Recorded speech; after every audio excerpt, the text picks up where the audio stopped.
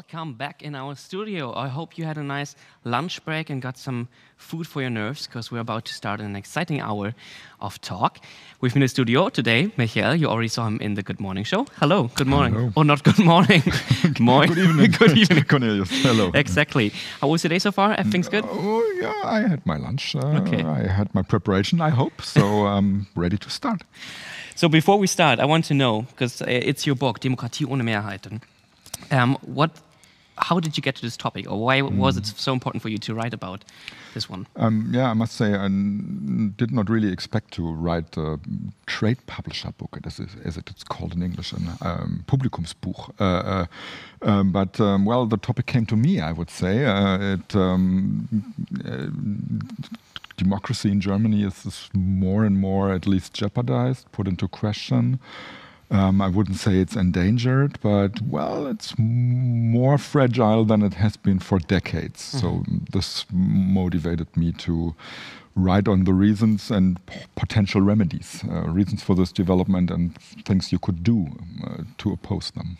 So what's the feeling or idea or new thinking you want your readers to go out of it? Well, first of all, I would like to emphasize that this change, I would speak of change rather than of danger, right? We are witnessing right now has its reasons, and this is not a failure of someone, what's going on, but society is changing quite a lot, to be honest, and, well, the old party system cannot really represent these new conflicts, cleavages, as it's called in the terminology, anymore. So politicians aren't failing, because there are so many people around to argue that politicians fail all the time and they betray us, the people, and so on. And that you might realize that really makes me mad, because I think it's simply wrong. So if you get that, don't buy the book anymore. But maybe you want to know more about it, then buy it. Okay, I would say we go for an option number 2. And as diverse as the participant, or not anymore, is also our snack of the day, in case you want some chocolate. Almost all parties represented there. Yeah. True, from the colors. And before we start with the talk, we would like to invite you to come into our studio over Event Mobi. Just click on Ask a Question. We had interesting questions yesterday, so looking forward to hear you also in our studio. And now, I would say, Michael, if you're ready to go. I have to be, I guess. Yeah, so. Thanks a lot, Cornelius. Well, yeah, thank you. Also from my side, welcome everybody to this afternoon session with a very special guest whom I have the pleasure to introduce to you. It's Helmut Walser-Smith. He is, sorry, Helmut, I have to read this because you have a name chair. That's a very prestigious thing in the United States, a professorship which comes with a name. Here it is Martha Rivers Ingram, Chair of History and Professor of German Studies at Vanderbilt University in Tennessee. I will keep it short, but I guess most students would like to know at least some of your achievements. Among them is a, as far as I am concerned, very interesting book on a brutal murder and the anti-Semitic riots. It started in provincial Germany in the late 19th century. It's called The Butcher's Tale, Murder and Anti-Semitism in a German Town. Received the Frankel Prize in Contemporary History, was named a Book of the Year from the LA Times. And you also edited the Oxford Handbook on Modern German History. Quite something, I would say. You have been director of the Robert Penn Warren Center for the Humanities and the Max Kade Center for European and German Studies, both at Vanderbilt, as far as I know. And the most recent book, about which we are going to learn more in a second, is Germany, a Nation in Time, the English title and the German title. Deutschland, Geschichte einer Nation. It just appeared with Beck Verlag, and I can highly recommend it, and accordingly look very much forward to what you have to say about a living concept of fatherland. Helmut, over to you. Thank you. Thank you very much, Michael, and thank you to the students and the faculty at Leuphana. I'm very honored to be invited to participate in your opening discussions. My talk to you is entitled A Living Concept of Fatherland. I well know that fatherland, may have a funny sound to your ear. So let me explain. The term, a living concept of fatherland, is from Dolf Sternberger. He used it in a 1947 essay entitled Concept of Fatherland, which Sternberger published in a journal he edited called Die Wandlung, the transformation. If he were here at Leuphana, he might well have called it the New Deal. This is because he intended the term to be set off against an older idea of fatherland, the one propagated by the Nazis. Sternberger's full phrase is a living and not a deathly concept of fatherland. Germany had started the most destructive war in human history. It had become a genocidal nation. Everywhere Sternberger looked, there was blood dripping from the concept. And yet, he chose to revive it. Why? One reason is that the word resonated. It had depth. And few people were as sensitized to the depth of the language the Nazis had contaminated as Sternberger. In this time, the late 1940s, he co-wrote a book entitled From the Dictionary of a Subhuman, aus dem Wörterbuch des Unmenschen. Like some of his contemporaries, he realized that even when something is new, it must build upon the ruins of the old. And language was an elementary structure, so to speak, the DNA of politics. To rebuild politics, one had to reconstitute its language. Sternberger looked to the 18th century when a lively debate about patriotism arose. One of its participants was Gotthold Ephraim Lessing, the dramatist. Let's return to the 18th century. On December 16th, 1758, Lessing wrote his friend, Johann Wilhelm Ludwig Gleim, whom Lessing had asked to write a poem on the Battle of Zorndorf, a small village east of Berlin, which took place during the 7 Years' War. In the poem, Gleim defamed the opponents of Prussia, the Russian forces in this battle, as a, quote, monstrous brew of subhumans, Unmensch. For Lessing, this was too much. The patriot shouts above the poet too much, he wrote. Perhaps the patriot in me is not completely smothered, although the praise of a zealous patriot, according to my way of thinking, is the last thing I would covet. In particular, a patriot who would have me forget that I should be a citizen of the world. Let me read that in German, because the wording is important. Der Patriot überschreiet den Dichter zu sehr. Vielleicht zwar ist auch der Patriot bei mir nicht ganz erstickt, obgleich das Lob eines eifrigen Patrioten nach meiner Denkungsart das allerletzte ist, wonach ich geizen würde. Des Patrioten nämlich, der mich vergessen lehrt, dass ich ein Weltbürger sein sollte. Note that Lessing does not polemicize against patriotism, but against den eifrigen Patrioten, the zealous patriot, the one that makes Unmenschen out of the enemy. And he does not declare himself a cosmopolitan, but rather he says that he strives to be one, as if this were difficult, which I would say it is, even for Lessing. Let's come to another era. When I was your age, I had a poster in my college dormitory, my room. I was a senior. It was 1984. I'd recently spent time in Germany and watched Lessing's Nathan der Weise, Nathan the Wise, a dramatic play that is also a plea for tolerance between Muslims, Jews, and Christians based on love, faith, and good work. I saw the play at the Nationaltheater, the National Theater in Mannheim. The poster was in the museum shop. I bought it, declared myself a forever fan of Lessing, and taped the poster up in my room. It was widely perceived as a nerdly thing to do. The poster actually featured Lessing's letter to Gleim. Many years later, again, my poster, long since crumpled up in who knows what box, I recalled these words, and I remembered that poster. I recalled it also in a very specific context. It was 2006. I was in Berlin. My 3-year-old boy was on my shoulders, and I was walking around in the evening watching the Soccer World Cup. You are perhaps too young to remember, but the games were notable for many reasons. One was that almost every night, the fan mile was full of people from every conceivable nation, proudly sporting the jerseys of their team, proudly waving flags, singing songs, and even dancing together.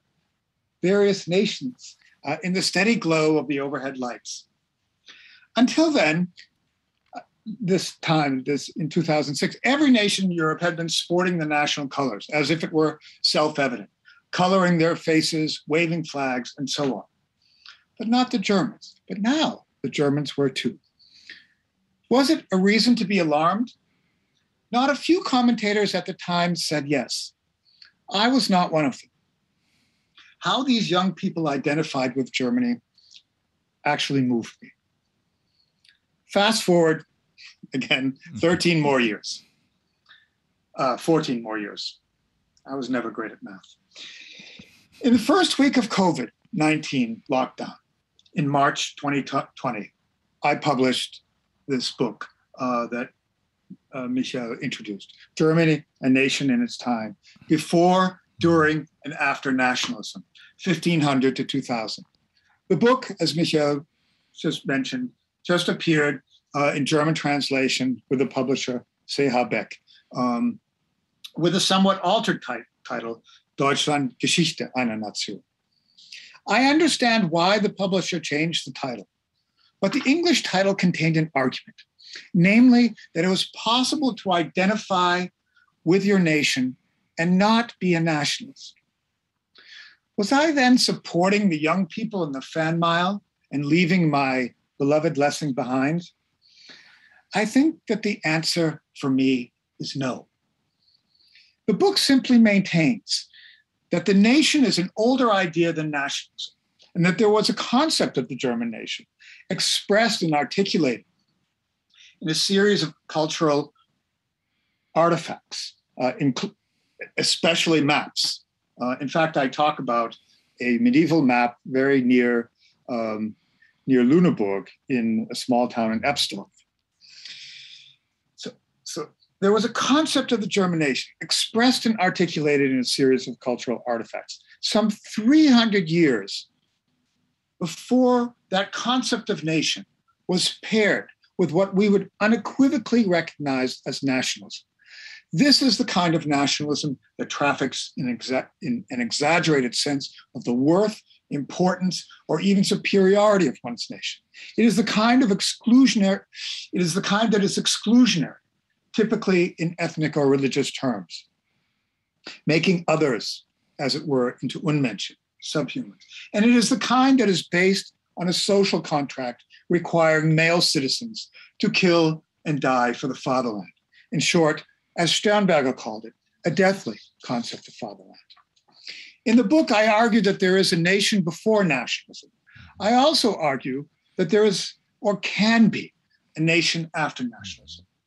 The second argument, probably the more controversial one, posits that it is possible to imagine one's own nation without nationalism, as we have defined it, and that Germany, perhaps more than many other countries, has in some ways begun a journey into one corner of that land called nation after nationalism.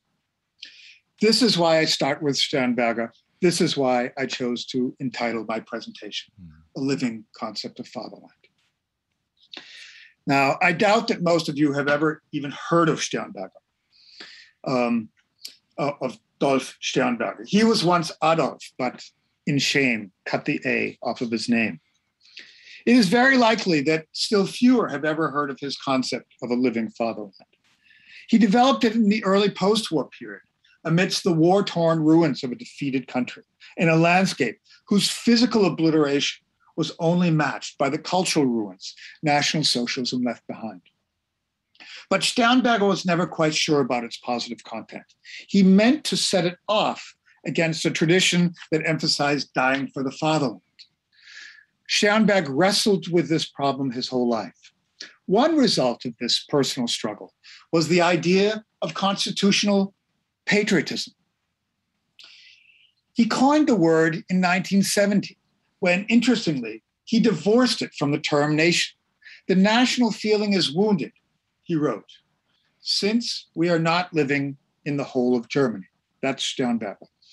It would take another decade until constitutional patriotism, or Verfassungspatriotismus, became a much debated term in the Federal Republic. In 1982, Sternberger addressed it in a much publicized speech. And a few years later, the philosopher Jürgen Habermas took it up amidst a debate, the so-called Historikerstreit, that centered on the singularity of Auschwitz. Constitutional patriotism, Habermas wrote, was the only kind of patriotism that would not alienate Germany from the West. It was a post-national patriotism. And since it was grounded in the experience of National Socialism and the shock of Auschwitz, it contributed to the political ethics of a pluralistic, multicultural Federal Republic of Germany. Some of you are surely wondering, why not leave the nation behind entirely? Why hold on to an old vocabulary at all? Why not embrace a New Deal in its global dimension? Why not simply become a cosmopolitan citizen of the world, as Lessing seems superficially to have advocated?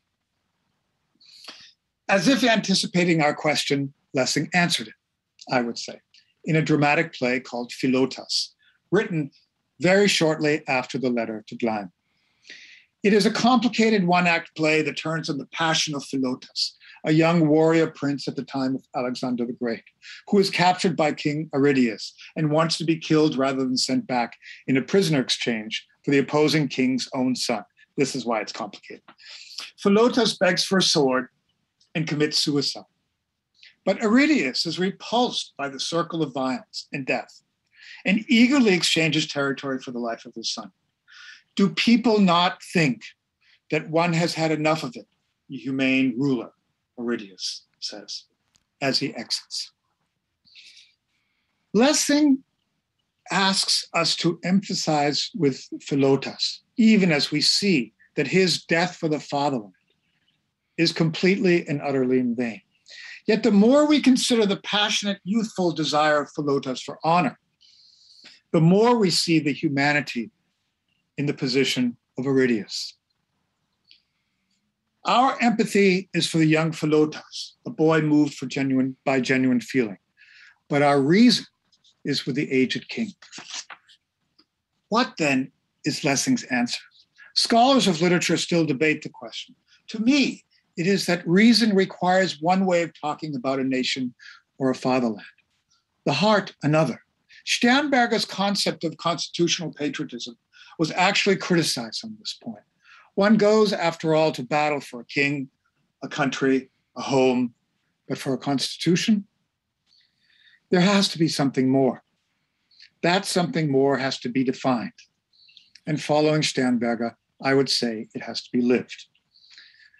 During the Historikerstreit of the 1980s, often described as the last great public debate of the old Federal Republic, the historian Michael Stürmer admonished that, quote, no people can in the long run live without historical identity, unquote. At the time, when I was your age, I was sure he was wrong. Now, I think he was right, but not in the way he intended. I agree with the need to fashion or forge national narratives. I agree that a nation full of many kinds of people needs to create what we might call an identity. But why should such an identity, as Stürmer also implied, downplay or hide a nation's dark side? Why not base an identity on ruthless honesty? Why not take pride in an uncompromising gaze into the most disturbing part of a country's history? Why not write, for example, the long history of Germany, and at the same time admit without flinching that in the second third of the 20th century, Germany became a genocidal nation, and that there was indeed a Zivilisationsbruch, a civilizational break, to borrow another historian, Dan Diener's term. I'm a German-born historian who lives in the United States since the age of 4, of America, and carries an American passport. I am critical of my country, but I am capable of being choked up with emotion when I read Abraham Lincoln's Gettysburg Address of 1863, or when I read about the Civil Rights Movement, or when I read about, or actually hear and see, John F. Kennedy declaring in Berlin, wonderfully ungrammatically, Ich bin ein Berliner. The Federal Republic also has a history that evokes my passion, even love. One thing that evokes this feeling is the many hundreds of cities, towns, even villages that have turned to face their pasts with greater honesty and compassion. I've even made a map of all of this, some 1,300 such places where synagogues were once desecrated and destroyed. This Aufarbeitung der Geschichte, the working through the past, is to me, like the Federal Republic's civil rights movement, a broad current, strong at the level of community, with actors, famous and less famous, on the left and on the right. It has also shown remarkable creativity. One has only to look at the many local monuments that now dot the map of Germany. This civil rights movement, if I may call it that, dramatically changed how people in the Federal Republic thought about their history and who belongs to it. Other countries, from Cambodia to Guatemala, and some of us in the US as well, now look to the Federal Republic as we too try to face, however imperfectly, our own difficult pasts. But like any such broad-based movement, the German attempt to face its past honestly has to figure out how to keep going now that it has passed what was probably its heroic phase of the 1980s and 1990s. A great deal of unfinished business remains. Persecuted groups, including gay people, lesbians, and Sinti and Roma, have not come to their due. There are still hundreds and hundreds of uncared for murder sites, hallowed ground in Eastern Europe.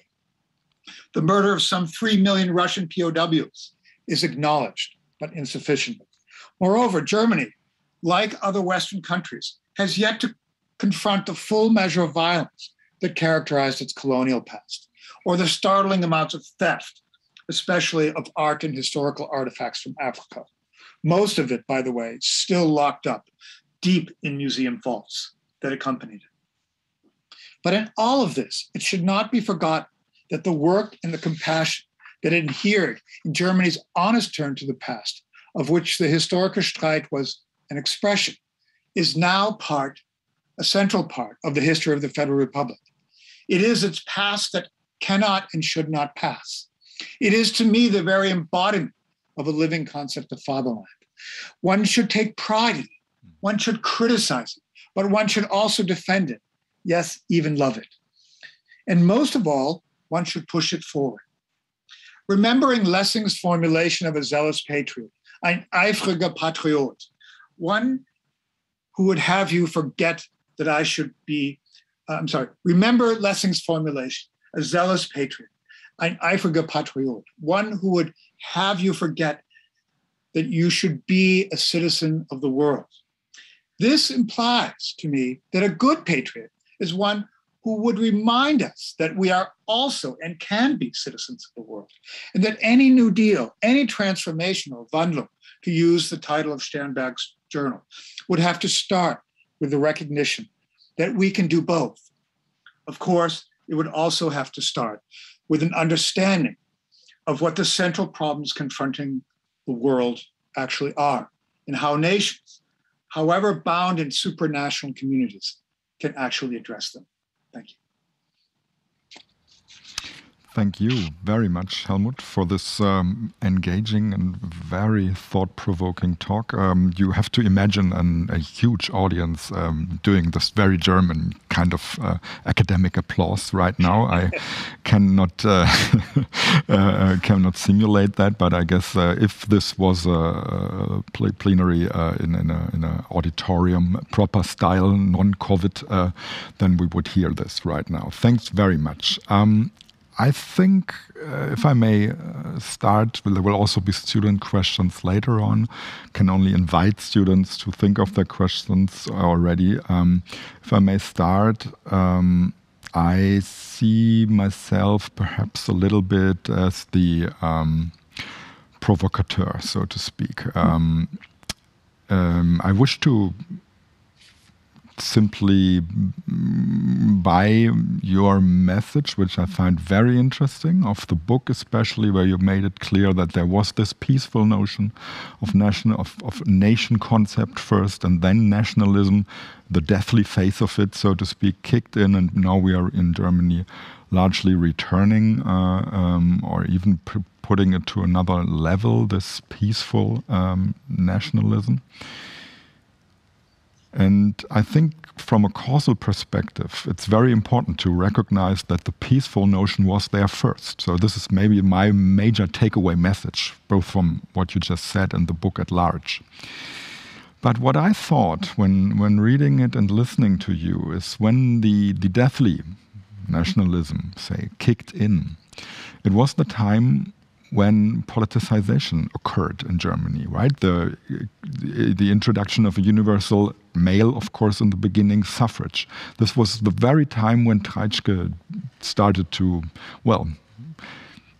develop the other concept of nationalism, perhaps already existing, but he fleshed it out and others took over, and all this, as you said, ended in genocide. So what I'm trying to ask you first to start this conversation about the contemporary implications is, don't you think that those propagating the other, the deathly nationalism, have better skills in mobilizing politically? Even if they are fewer, they can be more louder, so to speak, with their nationalism. And don't you regard this as a threat for the German civil rights movement, I think I like the term a lot, as you called it?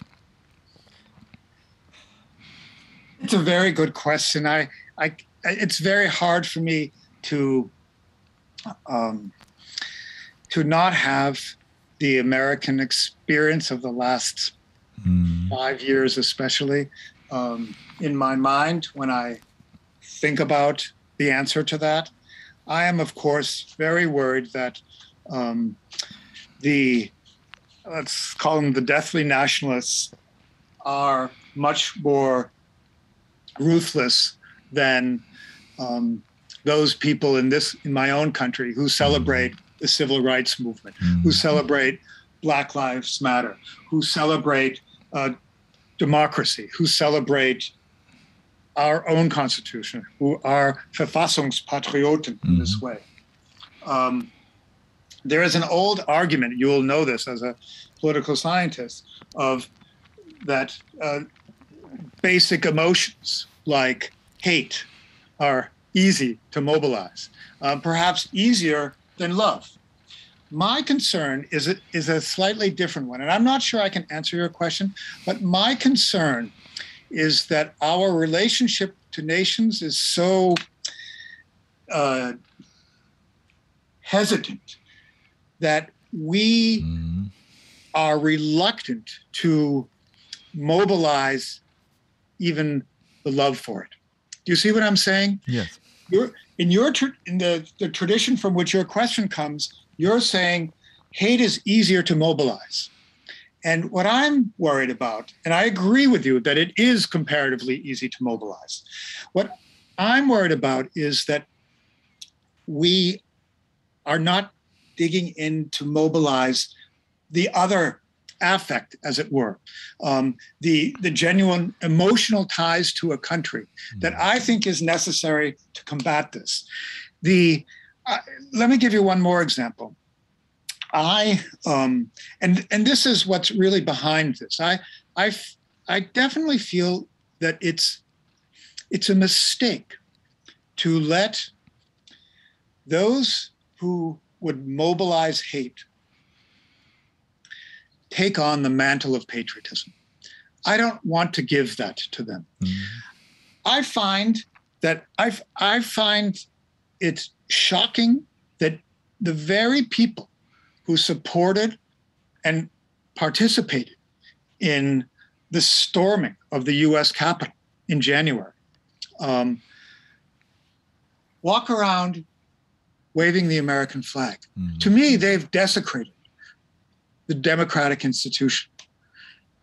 And it's frustrating to me that in the media, especially, we watch Tagesschau here every night. It's such a contrast to what gets on American television. It's almost like we get to live in another country for 15 minutes.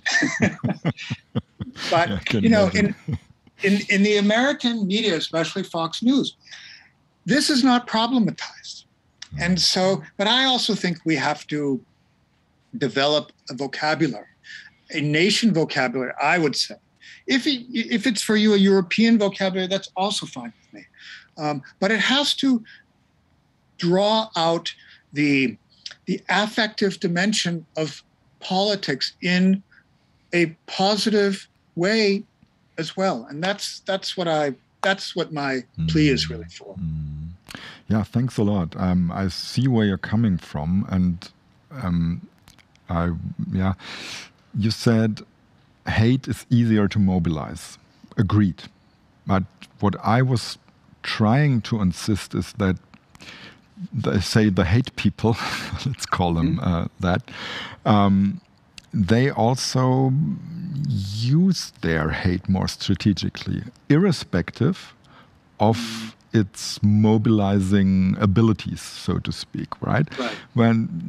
Because I think this is really an almost tragic coincidence that this second wave of anti-Semitism in Germany and this nationalist mobilization occurred during the time when the universal suffrage was a pretty new thing in Germany, in imperial Germany, because they were the only ones in the beginning of German democracy, in my reading, correct me if you see that differently, who managed and succeeded in, say, cross-societal section mobilizing, right? The only ones who made inroads into all these other, as Max Weber famously termed them, minority parties, right? The Social Democrats with their milieu and so on and so forth. But they did gather voters' support from very different societal strata. And this, I guess, is a political skill. I mean, don't get me wrong, I'm not in favor of it. But I just have to recognize it as someone who at least studied history as well and is always struck by the implications of historical legacies on contemporary developments. And this is where we maybe could talk about what's happening now, because I think whenever there's a shock, an external shock, whatever, this mobilizing ability, I have no better word for what I mean. I hope you understand what I mean.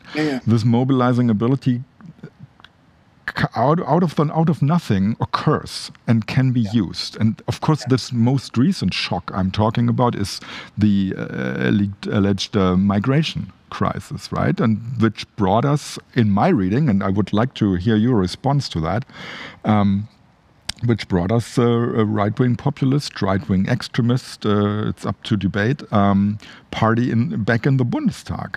And so even though their numbers are small, but their ability, willingness, and skill to use the other, definition of nationalism for their anti-democratic aims is a threat I am very aware of, and I would love your response on that.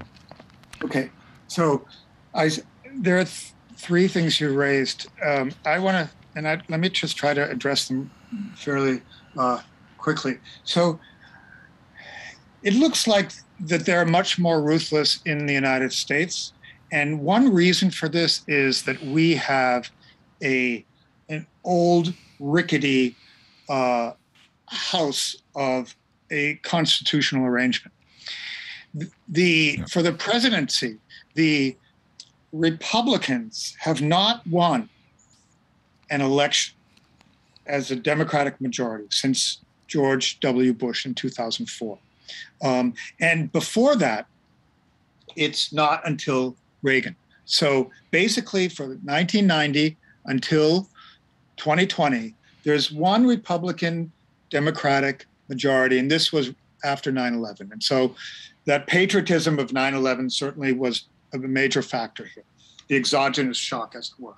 So I think that, yes, you're right, but the reason you're right, and the reason this is true, is because we have this Constitution. If I could be, king for a day, I would spend that day modernizing the Constitution. So, to Treitschke, I've spent more of my time with him than I would like to. No, in the sense that I've studied him a lot. That's what I mean. Yeah. And I think you have to remember that, to be sure, we have the mobilization of nationalism in the context of allgemeine Wahlrecht. What is that? Universal suffrage. But it's not at all clear to me that I think that obviously Treitschke had his constituents, but it's not at all clear to me that his brand of nationalism in the 1870s or 1880s was anything even close to mehrheitsfähig, capable of majority in the Reichstag. Bismarck patched his majorities together in different ways, and no doubt he also exploited this kind of nationalism. But I don't think that the Kaiserreich in the 1880s was, in its majority or anything close, full of people who thought like Treitschke. I think that exogenous shocks, and in a way, my little book on the butcher's tale was precisely that kind of study, could shift it. But I don't think that was the ordinary state of affairs. Now, what you say about the NSDAP is true, that it is really the first party to reach across successfully. It does so in the 1930s. It does not do so in the 1924 election, to say nothing of the other elections. But I remind my students that the context in which this happens is way more dramatic than our time. Germany had lost a war. The inflation of 1923 undermined middle classes and anyone who was on a stable wage, which was undercut by inflation. It undermined it again with the Great Depression, where nearly a third of the adult workforce was out of work. So what you're looking for, add to that a real frustrated nationalism that was also aggressive.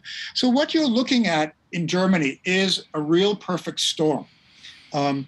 It's not the kind of perfect storm that we face. There's no way that at the end of the Obama years, we were looking at anything like the turbulence of the end of the Weimar Republic or the economic downturn. What we were looking at was rather slow growth, and people were getting impatient. But that's all we were looking at. The same is true, I would say, with the migration crisis. The migration crisis did not send citizens of the Federal Republic out of work. It did, and it probably was perceived to affect certain parts of Germany more, but that's another thing. Altogether, however, we're not actually looking at a crisis of the dimensions of the early 30s. We're looking at a manufactured crisis. And there, I think your earlier point about the ability of certain nationalists or hate politicians to manufacture something really is it really is important for us to take seriously. But I would come back to this and say, look, Germany was remarkable in 2016 for taking in as many refugees. And more important than that was the significant percentage of people in the Federal Republic that, as it were, rolled up their sleeves and did something, helped people. No other, well, I'm not sure, maybe Sweden, but of the, of the group, Germany, the United States, England, France, you don't have that same phenomenon. And so when I say a living concept of the fatherland, I mean it precisely that. I mean that you take something like this and you own it in the way that, we own the Gettysburg Address or the Civil Rights Movement. Because this was a moment that a nation ought to be proud of. Could Germany have done more? Absolutely. But, we can debate that, and there are political sides to this, and there are, Grenzen, there are limits to what is feasible in politics. For that, I think that moment when Angela Merkel said, wir schaffen das, is a moment that that I would want to embrace. And that's what I mean by this. And also make it part of, I don't want to call it this civil religion, but sort of the identity of who we are. I always remember that also in the 90s when the anti-foreigner violence was happening, and it was happening, and it was off the charts all of a sudden. But you have to also remember that what was also happening was ordinary people, and not just of the left. Ordinary people were basically on the streets saying, this is not who we are. We don't want this. And I think that this is important. I think it's important that a political culture, call it national, I don't care if you want to call it European, it doesn't really matter to me that way. But it has to be affective at some level. You have to work yourself into a place where you really embrace that side and say, this is who we are. And that's what I think also about and I think that has a lot of force. I think that it's it's very hard. I live in a state, Tennessee, where I don't remember exactly what the last, I should also say that the Republicans were not always like this. It was not always this extreme populism. And, I have a lot of friends who are Republicans who watched this with horror and left the party. But it's an older demographic, my age people, and probably professionally trained lawyers, doctors, judges. But that's not a large enough slice of the population for the Republican Party to really care that much. But, they're close to 60%, I would guess, in the last election. I belong to one of the few states in which if you let only women vote, they would still vote for Donald Trump. And so, for me, there's that moment in a political culture where politicians are not afraid, but don't go down that road because too many people will say, no, this is not who we are. I think that's an important aspect of politics. This is also why I think that, for example, the Aufarbeitung der Geschichte should not be narrated as a left progressive movement because it wasn't. I mean, just think of some of the great moments of Richard Weizsäcker's speech, right? 1985. He's a CDU president. And so, but there are others too. And so I think that one has to see this as one of the things that binds the country together in a way that other countries look and say, that's remarkable. Yeah, thank you very much for fleshing this out. I totally agree with you that the United States do have a constitutional problem. I guess majority rule has almost been suspended in the US. Yeah. It's not really working anymore. So that's an institutional problem. But maybe let's focus on Germany a bit more, because it's on Germany you've written your book. And I personally would say that Wir schaffen das could or should even become the German equivalent of we have nothing to fear but fear itself. I think it's an expression of something almost as important in overcoming perceived crisis, which, well, is, as you said, manufactured, man-made, so self-made, so to speak, and has to be faced.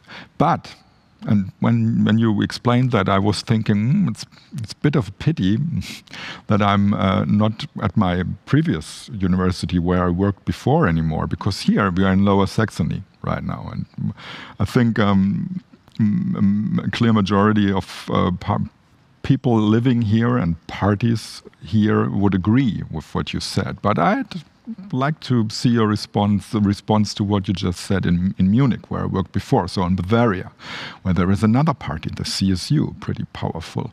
And I guess there's many people in the CSU and its head, Markus Söder in particular, who have a kind of a different view on what went on during the migration crisis and which lessons are there to be learned. And that leads me to my question, or to another potential contemporary current problem in Germany I would like to hear your thoughts on, because I think the center-right, the Christian Democrats, are as close to disintegration than they've ever been. I guess they're even closer than in the 70s. At that time, in my reading, Franz Josef Strauss, that was a lot about his psychotic, to face it, personality. But this time it's different. It's not only personal egos clashing, but it's almost has implications with your two notions of nationalism, which come into play in this current intra-party debate in the CDU or CDU-CSU rather. And if this debate really leads into a sustained weakness of this party, right? As many of my colleagues arguing that it's the strength of the center-right parties which more or less determines the fate of democracy. Don't we run into problems? And isn't that kind of an indoor for the other nationalism, which is not only it's not artificial. And one more sentence, and then I leave it to that one. I agree with you. We are living in crisis which cannot be directly compared to the historical crisis, especially in Germany, especially of the 1930s, 20s, late 20s, 30s. But the problem is, people are not really interested in doing, exact comparisons of crisis. It's rather the subjective perception, in my opinion. And it's also whether you fear to lose something. And there is a lot to lose these days because we are doing so well. So I would perhaps even, turn this logic not exactly on its head, but I would simply say just because we're better off, if you know what I mean. We could be worse off because we're economically better off. Enough questions to answer for you. Yeah. Let me turn, I'm not an expert on the CDU, CSU. Neither am I. I follow the news more patchworky because a lot of it comes through my Twitter feed and whatever. And which is why I love watching the Tagesschau now, because I feel but like then you've seen it all, Helmut. And I, if you look at the history of the Bundesrepublik, it's actually a history in which the CDU is almost always has the chancellorship. Like if you add the years of CDU, CSU, and compare it to the other coalitions, I mean, if you would ask me if the Bundesrepublik has a little bit of a problem, I would say it's actually, and this is nothing against the CDU, I would say it's actually almost too much historically dominated by one party in the chancellor's seat. So I'm not really yet ready to think that the whole thing will come unraveled, 2 weeks after an election. I actually have quite some faith. When I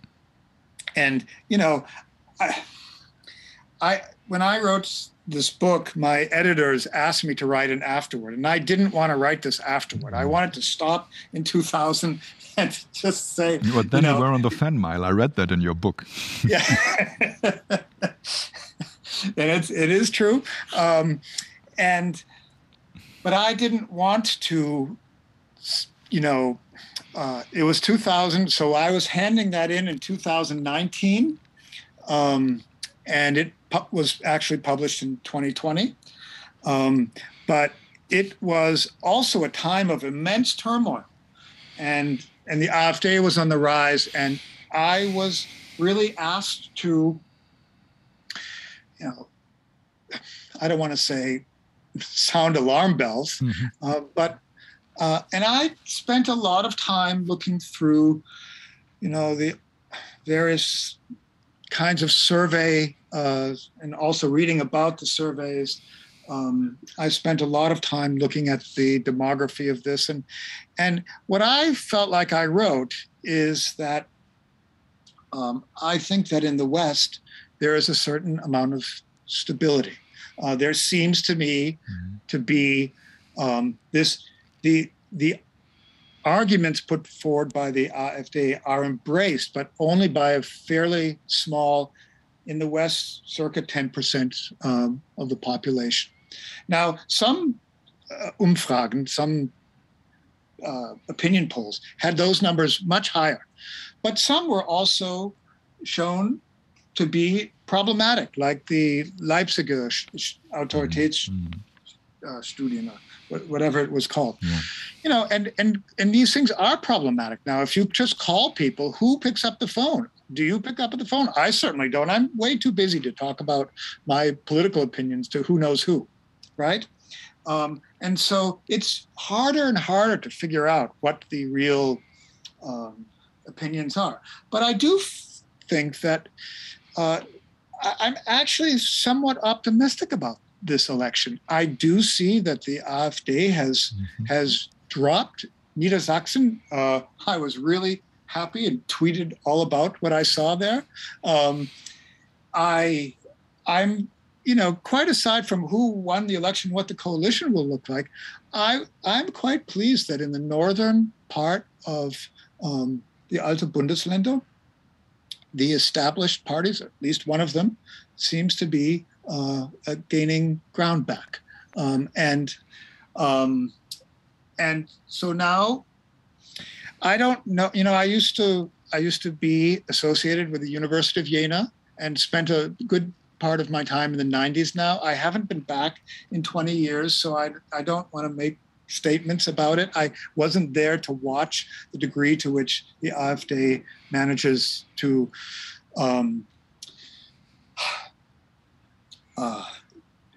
dig itself into local politics in those regions, or I also am not there to figure out why that's the case. But I would be surprised, actually, if when all the dust is settled, that our answer to this is all about nationalism. It would surprise me to some extent. I think it probably was initially. I think it, but I don't like to make predictions. But what I want to say is I see actually some positive directions here. Just like I see some in the United States too. We did, after all, win the election. And the the urban vote was especially high. We were saved by Atlanta, basically, and Philadelphia. and Detroit. Whether that level of mobilization can stay that so high is a big and important question. Whether the Democrats continue to keep the Latino vote is a big question. That's a conservative, in their tendenz, conservative voting bloc.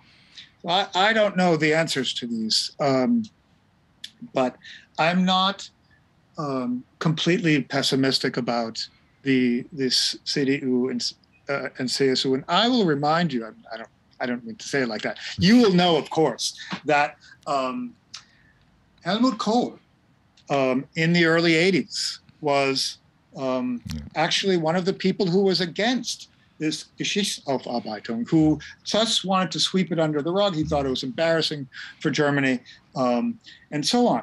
But, in the 90s, he emerges as a person who really embraced this and in some ways pushed it forward. So I think that politicians, if they're honest politicians, they can also learn.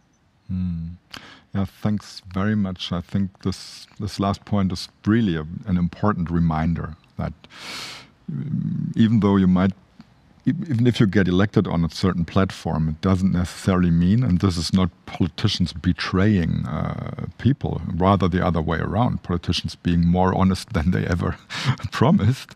It's another completely different thing to really, how would you say, revert the status quo and go back behind it. I guess there is a good news and bad news at this stage. The good news is for all of you who were interested in what Helmut Walser Smith just said as much as I was, there's a whole book to read on it. Geschichte einer Nation. Maybe most students might prefer the German version, but there is, as we said, an American version as well. The bad news is this conversation comes to an end right now. And I guess it's a good moment to stop it, because I wanted it to end on an optimistic note, and I am very happy to hear that you in your historical analysis find so much reason for optimism.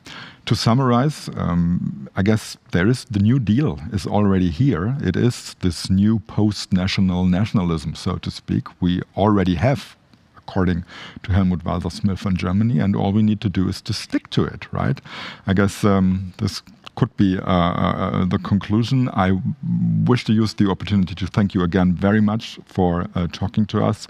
The audience would now clap again very much, which it cannot due to COVID reasons. Thank you very much for being with us and staying up so early in Tennessee. Poor you, and I hope you will have a nice cup of coffee, breakfast, whatever. No, and I hope that students. I have a lecture in. Oh no! I get on my bicycle. I have a lecture in a half an hour on the rise of segregation societies in the late 19th century, South Africa, the American South. Maybe you can at least have a cup of coffee on the way there.